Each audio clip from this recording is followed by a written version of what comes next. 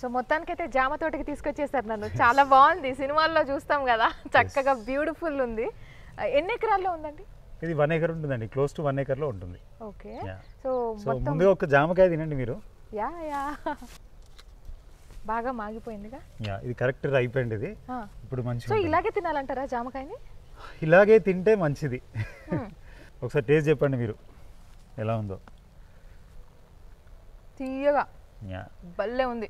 ఇది చెట్టు దగ్గర నుంచి కోసింది, డైరెక్ట్ గా తింటున్నా. అదొకటి. అండ్ బేసిక్గా మనం ప్రకృతి సేద్యంలో చేసినప్పుడు టేస్ట్ ఎందుకు వస్తుందండి?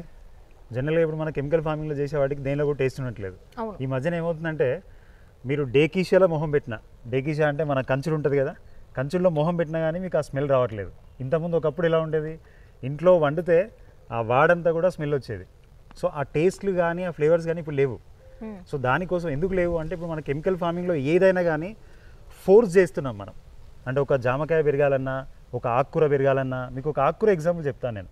జనరల్గా మాకు 45 రోజులు అటు ఇటుగా పడుతుంది టైం, 30 రోజుల పైనే పడుతుంది ప్రకృతి సేద్యంలో మేము ఆకుకూర పండిస్తే. అదే మీరు కెమికల్ ఫార్మింగ్లో చూసుకుంటే ఇవాళ 20 రోజులు కూడా పండియచ్చు. సో మనం వీఆర్ ఫోర్సింగ్ ద నేచర్, మనకు అనుకూలంగా చేసుకునే ప్రయత్నం చేస్తున్నాం. అట్లాంటప్పుడు దానిలో పోషకాలు సరిగా ఉండవు, ఆ టేస్ట్ సరిగా రాదు. కానీ ఇప్పుడు మనం ప్రకృతి సేద్యంలో చేసినప్పుడు ఏమవుతుంది, దానికి అన్ని కండ్యూసివ్ ఎన్వైరన్మెంట్ ఇస్తాం మనం. దానికి ఏమైతే పోషకాలు అవసరం ఉంటాయో అవి సమకూర్చి పెడతాం అంతే. సో మిగతా పని అది చేసుకుంటుంది. అన్ని పోషకాలు అందుతాయి, సరైన టైంలో దానికి హార్వెస్టింగ్ వస్తుంది, కాబట్టి ఆ ఫ్లేవర్ కానీ ఆ టేస్ట్ కానీ ఉంటుంది.